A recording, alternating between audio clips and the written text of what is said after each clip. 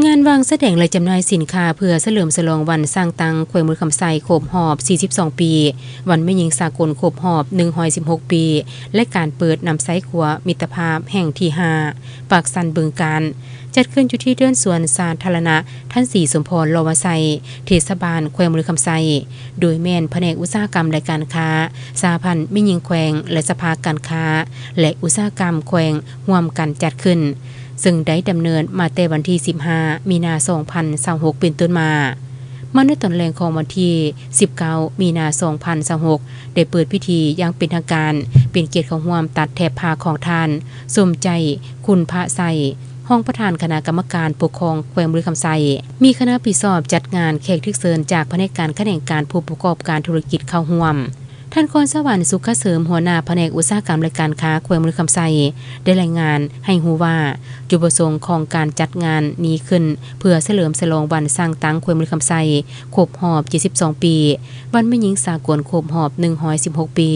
และการเปิดนำไซขัวมิตรภาพแห่งที่ 5 ปากสันปึงการนอกนั้นยังเป็นการสุขยูเศรษฐกิจกระตุ้นการจับจ่ายไซซอยและสร้างรายรับให้กับผู้ประกอบการท้องถิ่นสร้างโอกาสเพื่อให้ผู้ผลิตและผู้บริโภคได้มาพบปะโดยกงแลกเปลี่ยนคำคิดคำเห็นและสร้างเครือข่ายทางธุรกิจเป็นการโฆษณาผลิตภัณฑ์สินค้านอแนงสินค้าท่าแหงสินค้าโอดอปให้สังคมฮู้จักหลายขึ้น